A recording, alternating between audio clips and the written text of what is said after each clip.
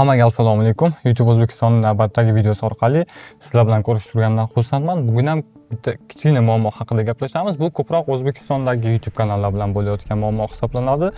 Va qanaqa muammo deydigan bo'lsanglar, bu YouTube Creator Awards, ya'ni o'sha kumush yoki bo'lmasam oltin tugmalar bo'yicha bo'layotgan muammo. Sababi biz o'zimizda 2 marta bunaqa holat bo'ldi, ya'ni mana bu narsani bilsangiz kerak, bu o'sha 100 mingta obunachiga erishgan paytingizda olishingiz kerak bo'ladigan tugma hisoblanadi. Bu yangi versiyasi mana bunaqa kichkina bo'lgan. Bundan keyin oldingilari kattaroq, ma'lumotliroq bo'lgan bo'ladi.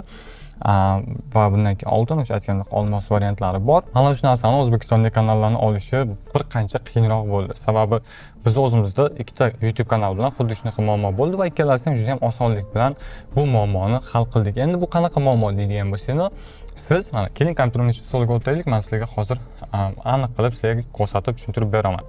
Birinchisi, bizda Abrobey YouTube kanali bilan bo'lgan, hammangni tanishingiz kerak, o'zlarining musiqalari bilan juda ham ko'p tanilganlar va YouTube kanallari ham juda ham tez rivojlangan.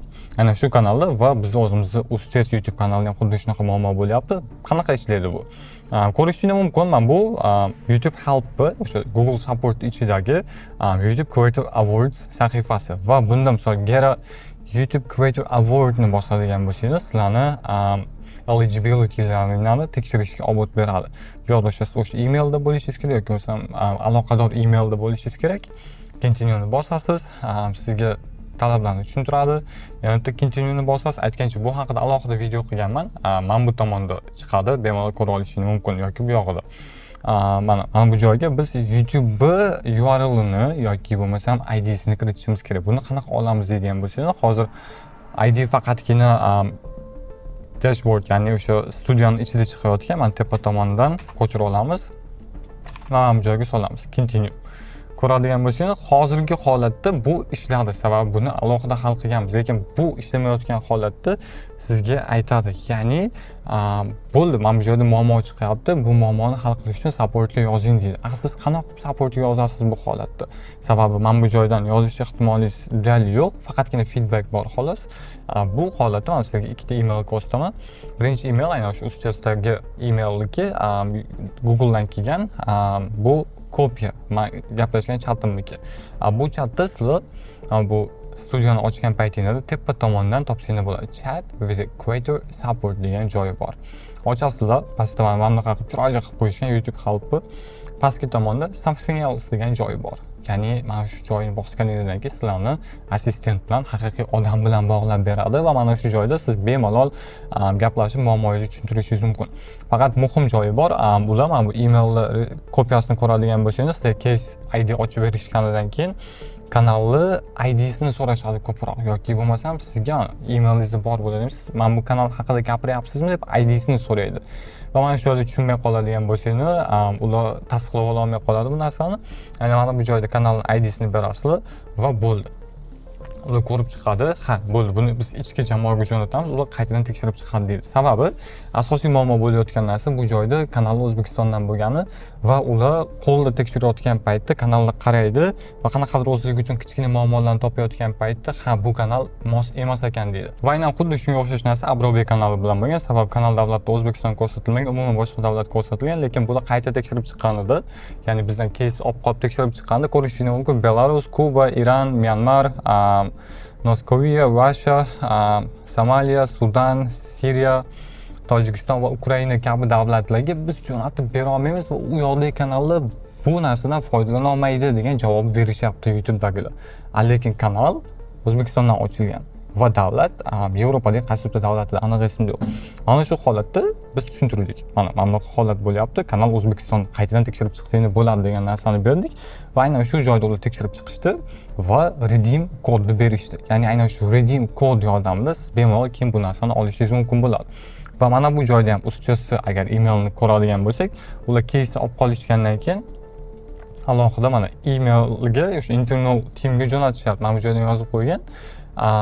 Xo'p, Silver Play button bo'yicha va buni internal teamga yubordik, yaqinda javob beramiz deyishyapti va 2 kun ichida kanal yana qaytadan tekshirib chiqib, o'zi bu 10 kungacha vaqt oladi. Undan keyin 2 kungacha tekshirib chiqib, sizga mana bu nimani redeem kodini berdik deb alohida yuborishyapti va shuning uchun ham aynan mana bu joyda gerek Creative Award'da bizga alohida redemption kodni beryapti. Va endi buni qanaqa qilib ishlataman deydigan bo'lsanglar, bu haqida boya ham aytib o'tgandaqa video chiqarganmiz. Alohida mana ko'rishingiz mumkin. societyawards.com/YouTube awards degan link beradi. Bu joyga redemptionni kiritganingizdan keyin qolgan hamma ma'lumotni kiritsanglar bo'ladi. Videoni pastki qismida ham buni havolasini qoldirib qo'yaman. Videoni o'tib bemalol ko'rib olishingiz mumkin. Asosiy muammo shunaqa. Ya'ni siz kanalingizni hech qachon bot yoki boshqa narsa tekshirmaydi. Hattoki o'sha galotchkani berayotgan paytda ham ular tekshirib chiqadi. Misol uchun kanal 100 mingga chiqmagan bo'lsa, xuddi meni kanalimga o'xshab 15 mingtada olib qolishi mumkin. Qachonki sakkiz internetda yetarlicha ma'lumot bo'lsa va shunga o'xshagan ma'lumotlar suzib yurgan bo'lsa. Bo'lmasa 100 mingtada ham ololmay qolishingiz mumkin agar kanalingiz javob bermasa, muallif huquqlari bilan muammo bo'lsa. Lekin men bu narsani aniq ola olasiz. Sababi buni olish hech qanaqa muammo emas, faqatgina o'sha aytganimdek kanalingizda hech qanaqa muammo bo'lmasligi kerak. Agar muammo bor degan holatda ham boya ko'rsatganimdek oddiygina YouTube helpga yozasiz. Rus tilida emas, iloji boricha ingliz tilida yozing. Shunda yana ham osonroq bo'ladi sizning muammolaringizni hal bo'lishi. Chunki ular doimiy javob beradi. Agar interfeysingiz ham ruschada turgan bo'lsa, inglizchaga o'tkazasizda, tarjimondan yoki bo'lmasam qanaqadir o'zingizga biror yordamchi tanishingiz bo'ladigan bo'lsa, shu orqali bog'lanishingiz mumkin va aynan mana shu holatda siz muammoni hal qila olasiz. Yoki bo'lmasa shunday o'sha YouTube O'zbekistonni Telegram akkauntiga yozing. Havolasi mana bu joyda chiqadi hozir.